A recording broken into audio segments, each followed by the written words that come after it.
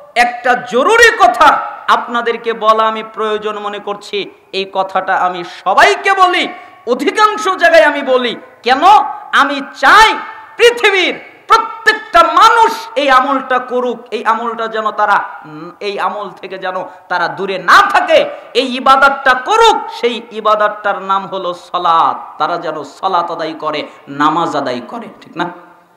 কি আদায় করতে হবে? সালাত, নামাজ। আচ্ছা, আপনারা কি মনে করেন যারা নামাজ পড়ে না, যারা সালাত আদায় করে না, ওরা মুসলমান না কাফের? আসলে এটা বিশ্বাস করেন? কিন্তু বিশ্বাস হয়, কিন্তু ওই রকম কার্যকলাপ আমরা তাদের সাথে করি না। আপনি যদি কোরআনুল কারীমে যান, সূরা তাওবার 5 নম্বর আয়াত, সূরা তাওবার 11 নম্বর আয়াত, যেখানে আল্লাহ তাআলা স্পষ্ট করে উল্লেখ করেছেন, যারা সালাত আদায় করে ওরা তোমাদের দ্বীনি ভাই, আর যারা সালাত আদায় করে না ওরা তোমাদের দ্বীনি ভাই নয়। হাদিসের মধ্যে যদি যান, 21টা হাদিস আছে এ ব্যাপারে। তবে সময়ের ব্যবধানে মূল 4টা হাদিস আপনার সামনে অনুবাদ করে জানাচ্ছি। একটা হাদিস মুসলিমের 82 নম্বরে এসেছে। রাসূল সাল্লাল্লাহু আলাইহি ওয়াসাল্লাম বলেন, ইন্না বাইনার রাজুল ওয়া বাইনাশ শিরক ওয়াল কুফর তারকুস সালাত। নিশ্চয় একজন ব্যক্তি, একজন কাফের, একজন মুশরিক, এদের মধ্যে পার্থক্য নামাজ।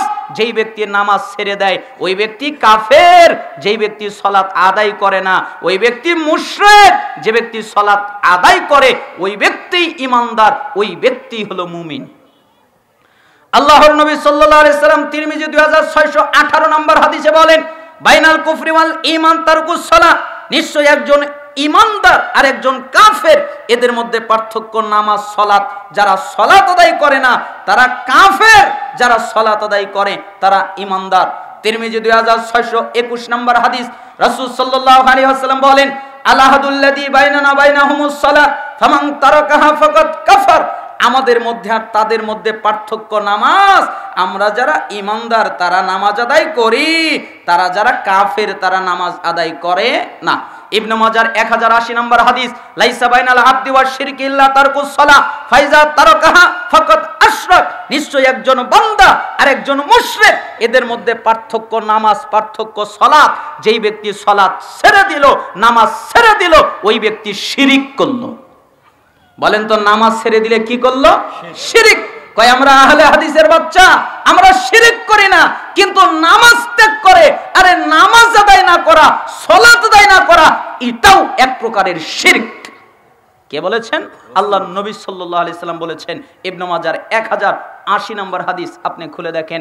তাহলে রাসূলের ফতোয়া দ্বারা প্রমাণিত হয়ে গেল, যারা সালাত আদায় করে না তারা মুসলমান নয়। পরবর্তী প্রজন্ম সাহাবীরা তারা ফতোয়া দিচ্ছেন। আব্দুল্লাহ ইবনে মাসউদ রাদিয়াল্লাহু আনহু তিনি বলেন, মান তারাকাস সালাহ ফালা দীন লাহু। যারা সালাত আদায় করে না তাদের কোনো দিন নেই, তাদের কোনো ধর্ম নেই। আলী রাদিয়াল্লাহু আনহু বলেন, মাল্লাম ইউসাল্লি ফাহুয়া কাফিরুন। যারা সালাত আদায় করে না এরা কাফের। আবু দারদা রাদিয়াল্লাহু আনহু তিনি বলেন, লা ঈমানা লিমান লা সালাত লাহু। ওই ব্যক্তির ঈমান নেই যেই ব্যক্তি সালাত আদায় করে না। ওমর ইবনুল খাত্তাব রাদিয়াল্লাহু আনহু তিনি বলেন, লা হাজ্জা ফিল ইসলাম লিমান তারাকাস সালাহ। ওই ব্যক্তির ইসলামে কোনো জায়গা নেই যেই ব্যক্তি সালাত আদায় করে না। সালাত আদায় যে করে না, নামাজ আদায় যে করে না, তার ইসলামে কোনো জায়গা নেই, সেই ইসলাম থেকে পরিষ্কার মুক্ত। তো সাহাবীদের ফতোয়া দ্বারা প্রমাণিত হয়ে গেল, যারা সালাত আদায় করে না তারা মুসলমান নয়। পরবর্তী প্রজন্ম তাবি আব্দুল্লাহ বিন শাকিক তিনি সাহাবীদের ইজমা বর্ণনা করছেন। তিনি বলেন, কানা সাহাবু মুহাম্মদ সাল্লাল্লাহু আলাইহি ওয়াসাল্লাম লা ইয়ারাউনা শাইআম মিনাল আমাল তারকুহু কুফরুন গায়রাস সালাহ। সাহাবীরা আমলের মধ্যে কোনো আমল ছেড়ে দেওয়াকে কুফরি মনে করতেন না, একমাত্র নামাজ ছাড়া। কেউ যদি সালাত ছেড়ে দিত, কেউ যদি নামাজ ছেড়ে দিত, তাহলে তাদেরকে কাফের মনে করা হতো। তিরমিজি 2622 নম্বর হাদিস। তার মানে রাসূলের ফতোয়া, সাহাবীদের ফতোয়া, তাবিদের ফতোয়া দ্বারা প্রমাণিত হয়ে গেল, যারা সালাত আদায় করে না তারা মুসলমান নয়। আর যারা মুসলমান নয়, যারা সালাত আদায় না করার কারণে কাফের হয়, তাদের জন্য কিছু বিধান বর্ণিত হয়েছে। এক, যে সালাত আদায় করে না সে যদি তার মেয়েকে বিয়ে দেয় তাহলে বিয়ে হবে না। বলেন তো কি হবে না? বিয়ে হবে না, মেয়েকে বিয়ে দিতে পারবে না। কেন? বাপ নামাজ পড়ে না, তাই মেয়েকে বিয়ে দিতে পারবে না, অনুমতি নাই। দুই, একটা ছেলে সালাত আদায় করে না, একটা ছেলে সালাত আদায় করে না, ওই ছেলের সাথে মেয়ে নামাজি, ওই মেয়েকে বিয়ে দেওয়া যাবে না। কেন বিয়ে দেওয়া যাবে না? কারণ বেনামাজি ছেলের সাথে বিয়ে দিলে বিয়ে হয় না। তাহলে আপনি যে বলবেন কত তো বেনামাজির বিয়ে দিচ্ছে, এগুলো জিনার দরজা খুলে দিচ্ছে, বিয়ে দিচ্ছে না, বিয়ে হচ্ছে না, বিয়ে তো হয় না। কেমনে বিয়ে হতে পারে? মুসলিম মুসলিমের সাথে বিয়ে হয়, কাফেরের সাথে কোনো মুসলমানের বিয়ে হয় না, কোন কাফেরের সাথে মুসলিমের বিয়ে হয় না, মুসলিমের সাথে কোনো কাফেরের বিয়ে হয় না। যে ব্যক্তি সালাত আদায় করে না তার সাথে কোনোদিন মেয়ে বিয়ে দিলে বিয়ে হবে না। এখন মানুষ আর নামাজি ছেলে খোঁজে না, খালি খোঁজে কার চাকরির বেতন কত বেশি, তাই না? আর খোঁজে সরকারি চাকরি। তুই নামাজ পড়ার না পড় এটা দেখার বিষয় না, তোর টাকা আছে কিনা। আমাকে মাঝে মধ্যে অনেকে বলে হুজুর ভালো ছেলে কোথায় পাওয়া যায়? আমি বলি ইউনিভার্সিটিতে ভালো ছেলে পাওয়া যায় না, বিভিন্ন প্রতিষ্ঠানে ভালো ছেলে পাওয়া যায় না, বিভিন্ন কাজ করে এর মধ্যে এত ভালো ছেলে পাওয়া যায় না, ব্যবসা করে তাই ভালো, এরকম ভালো ছেলে পাওয়া যায় না। আপনি যদি ভালো ছেলে পেতে চান তাহলে সকালবেলা মসজিদে যাবেন, মসজিদে গিয়ে দেখবেন যেই ছেলেটা জামাতের সাথে সালাত আদায় করে ওই ছেলেটাই ভালো। কেন? ও ভালো থেকে জামাতের সাথে সালাত আদায় করে। ও যদি ভালো না হতো সালাত আদায় করতো না। ওই সত্যিকারের ভালো। ও এক ওয়াক্ত আপনার মেয়েকে না খেয়ে রাখতে পারে, ও এক ওয়াক্ত একদিন অথবা কয়েকদিনের জন্য কাপড় দিতে পারে না, এরকম ঘটনা ঘটতে পারে, কিন্তু ওই ছেলে আপনার মেয়ের উপরে কোনোদিন অত্যাচার করবে না। কেন? আর কলিজার মধ্যে আল্লাহর ভয় আছে, আল্লাহর ভয় আর দিলের মধ্যে আছে। তাই বেনামাজির সাথে কখনো মেয়েকে বিয়ে দেওয়া যাবে না, বেনামাজির সাথে বিয়ে দিলে বিয়ে হবে না। অতএব সতর্ক সাবধান হতে হবে। আবার বেনামাজি মেয়েকেও বিয়ে করা যাবে না, বেনামাজি মেয়েকে বিয়ে করলেও বিয়ে হবে না। এর দ্বারা সালাফরা একটা ফতোয়া দিয়েছেন, স্বামী সালাত আদায় করে, একজনের বিয়ে হয়ে গেল, দুইজনের সালাত আদায় করেছিল, এই কারণে তাদের বিয়ে হয়ে গেছে, কিন্তু দুজনের মধ্যে একজন নামাজ আদায় করা ছেড়ে দিয়েছে, আর একজন নামাজ আদায় করে। স্বামী সালাত আদায় করে, স্ত্রী সালাত আদায় করে না, অথবা স্ত্রী সালাত আদায় করে, স্বামী সালাত আদায় করে না। সালাফরা বলছেন অটো তালাক। কি তালাক? অটো তালাক। অটো তালাক বোঝেন? একাই তালাক, ক লাগে না, এক তালাক, দুই তালাক, তিন তালাক, এটা বলা লাগে না, খালি নামাজ পড়ে না তাই তালাক। দলিল সূরা মুমতাহিনা, কোরআনুল কারীমে আল্লাহ বলে দিয়েছেন, সূরা মুমতাহিনার 10 নম্বর আয়াতে আলাদা করে দিতে বলেছেন, স্বামী সালাত আদায় করে স্ত্রী করে না, স্ত্রী করে স্বামী করে না, বিবাহ টিকবে না, বিবাহ বিচ্ছিন্ন করে দিতে বলেছেন। যেই ব্যক্তি সালাত আদায় করে না ওই ব্যক্তি যদি মারা যায় তার জন্য জানাজার, তার জন্য কাফনের কাপড় কেনা বৈধ নয়, তাকে কাফনের কাপড় পরানো যাবে না, তাকে সুন্দর কাপড় পরানো যাবে না, তাকে গোসল দেওয়া যাবে না। একবার কেন 1 কোটি বার যদি তাকে গোসল দেওয়া হয় সে কোনোদিন পবিত্র হবে না। 500 বছর যদি সাবানের মধ্যে চুবিয়ে রাখা হয় তাও কোনোদিন পবিত্র হবে না।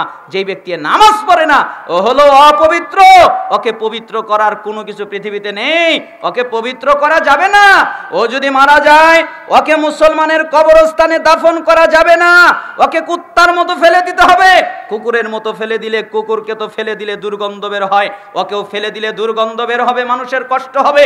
তাই কুত্তাকে যেরকম করে মাটিতে পুঁতে রাখে ওইভাবে পুঁতে রাখতে হবে। আর পুঁতে রাখার সময় বলা যাবে না বিসমিল্লাহি ওয়া আলা মিল্লাতি রাসূলিল্লাহ, আমি তোকে রাসূলের মিল্লাতে রাখলাম, এ কথা বলা যাবে না। সালাফরা মজা করে বলতেন, যদি বলতে হয় তাহলে বলবে বিসমিল্লাহি ওয়া আলা মিল্লাতি ইবলিস, আমি তোকে ইবলিশের মিল্লাতে রাখলাম। তুই তো ইবলিশকেই মানতি তাই তোকে ইবলিশের মিল্লাতে রাখলাম, তুই তো আর রাসূলকে মানতি না তাই তোকে রাসূলের মিল্লাতে রাখলাম না। যেই ব্যক্তি সালাত আদায় করে না তার জানাজা নেই, তার জন্য মাগফিরাতের দোয়া নেই, তার জন্য রহমতের দোয়া নেই। আল্লাহর নবী তার মায়ের জন্য দোয়া করতে পারেন, আল্লাহ অনুমতি দেয়নি। আল্লাহকে বললেন আল্লাহ জি আমার মায়ের জন্য দোয়া করব, অনুমতি দেন। আল্লাহ বললেন আমি কোনো অনুমতি দিলাম না। আচ্ছা ঠিক আছে তাহলে শুধু কবরটা দেখবো, এই অনুমতিটা কি দিবেন? আচ্ছা ঠিক আছে কবরটা দেখো কিন্তু দোয়া করতে পারবে না। আল্লাহর নবী তার মায়ের জন্য দোয়া করতে চায়, অনুমতি পায় না। আল্লাহর নবী তার বাপের জন্য দোয়া করতে চায়, অনুমতি পায় না। আল্লাহর নবী তার চাচার জন্য দোয়া করতে চায়, অনুমতি পায় না, অনুমতি দেওয়া হয় না। চাচার জন্য দোয়া করতে পারে না, মায়ের জন্য দোয়া করতে পারে না, বাপের জন্য দোয়া করতে পারে না, আল্লাহর নবী অনুমতি পায় না। অতএব যে সালাত আদায় করে নাই সে যদি মারা যায় আপনি কিভাবে তার জানাজার সালাত আদায় করবেন? যত মানুষ জানাজার সালাত আদায় করবে, যত মানুষ জানাজায় শরীক হবে তত মানুষ পাপী হিসেবে গণ্য হবে। কেন জানাজার সালাত আদায় করলো? অর্থ জানাজা নেই।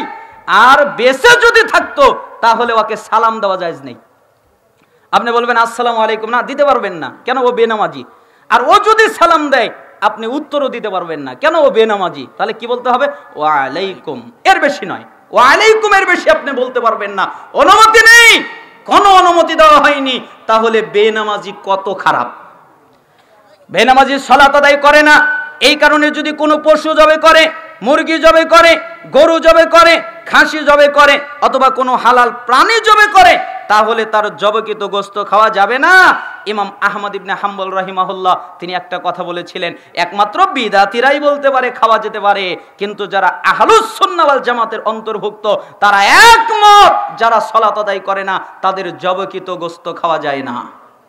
বাজারে আপনি মুরগি কিনতে গেছেন, তদন্ত করেননি কেন? যেই ছেলেটা মুরগি আপনার কাছে বিক্রি করলো, ওই ছেলেকে বললেন তুমি জবে করে দাও, ছেলেটা জবে করলো, ড্রেসিং করলো, ছেলেটা নামাজ আদায় করে কিনা আপনি একদিনও জিজ্ঞেস করলেন না, একদিনও আপনি বললেন না, খালি বললেন ও তো বিসমিল্লাহ বলেছে। বিসমিল্লাহ একবার কেন, 1 কোটি বার যদি বিসমিল্লাহ বলে আর যদি সালাত আদায় না করে তার জবেকৃত জন্তু খাওয়া যাবে না। তাহলে বেনামাজি কত খারাপ! আসমানের নিচে জমিনের উপরে সবচেয়ে খারাপ, সবচেয়ে জঘন্য, সবচেয়ে নোংরা হলো ওই ব্যক্তি যেই ব্যক্তি সালাত আদায় করে না। আর ওই ব্যক্তি তার জীবনে 1 নেকি ইনকাম করতে পারে নাই, 1 নেকিও হয় নাই। কেন? আল্লাহ নবী সাল্লাল্লাহু আলাইহি সাল্লাম বলেছেন, আউয়ালু মা ইউহাসাবু বিহিল আবদু ইয়াউমাল কিয়ামাতিস সালাহ ফাইন সালাহা সালাহা সাইরু আমালিহি ওয়া ইন ফাসাদাত ফাসাদা সাইরু আমালিহি। কিয়ামতের দিন সর্বপ্রথম হিসাব হবে নামাজের, সালাতের। যার সালাত টিকে যাবে ও যত ইবাদত করেছে সব টিকবে, আর যার সালাত টিকবে না ও যত ইবাদত করেছে সব বাতিল হয়ে যাবে। তার মানে নামাজ আছে, সব আছে, নামাজ নাই, কিচ্ছু নাই। তাহলে ও কি 1 নেকি ইনকাম করতে পেরেছে? 1 নেকিও হয় নাই। আচ্ছা মনে করেন লোকটা বাজারে গেছে, বাজার করার জন্য অনেক তরি তরকারি কিনেছে। এই তরি তরকারি কেনার পরে তারপরে সে ব্যাগের মধ্যে বাজার ভরেছে, কিন্তু ব্যাগ, অথবা সে মাছ ধরার জন্য গেছে নদীর মধ্যে, একটা টোনা নিয়ে গেছে, জাল নিয়ে গেছে, টোনার মধ্যে মাছ রাখবে, টোনার নিচে ছিঁড়ে দেওয়া, কেচি দিয়ে কেটে দেওয়া। তাহলে মাছ যতগুলো রাখবে বাড়িতে আনার সময় কয়টা আনতে পারবে? ঠিক দান করে, সাদাকা করে, হজ করে, সিয়াম পালন করে, আরো কত ভালো কাজ করে, সব করে, কিন্তু তার নেকি একটাও নাই, সবগুলো ওইভাবে পড়ে যায়। সে একটা নেকি ইনকাম করতে পারেনি। অতএব আমি আপনাদেরকে অনুরোধ করছি, আপনারা যত কাজ, যত ব্যস্ততা যাই থাকুক, অন্তত সালাত জীবনে ছাড়বেন না। রাজি আছেন? কে কে রাজি? 2 হাত উঁচু করে দেখান। লিল্লাহি তাকবীর। আরো জোরে বলেন লিল্লাহি তাকবীর। আল্লাহকে বলেন, হে আল্লাহ, আমরা নামাজ ছেড়ে দিব না, আমরা সালাত ছেড়ে দিব না। আল্লাহ তাআলা আপনাদের জান্নাতের জন্য কবুল করুন। হাত নামান। অন্তত সালাত ছাড়বেন না। সালাত ছাড়ার কোনো পরিস্থিতি অন্তত পুরুষের জন্য নেই, মেয়েদের জন্য কয়েকদিন আছে হায়েজ নিফাসের কারণে, কিন্তু ছেলেদের নেই। আপনাকে সালাত আদায় করতে হয় দাঁড়িয়ে, দাঁড়িয়ে পারেন না বসে সালাত আদায় করবেন, বসে পারেন না শুয়ে সালাত আদায় করবেন, শুয়ে সালাত আদায় করতে পারেন না ইশারায় সালাত আদায় করবেন, ইশারায় সালাত আদায় করতে পারেন না মনে মনে সালাত আদায় করবেন। সালাত আদায় করতেই হবে। সালাত আদায় করার জন্য পবিত্রতা লাগে, সালাত আদায় করার জন্য ওযু লাগে। পবিত্রতার পানি নেই, ওযুর পানি নেই, মাটি দিয়ে তায়াম্মুম করে সালাত আদায় করবেন।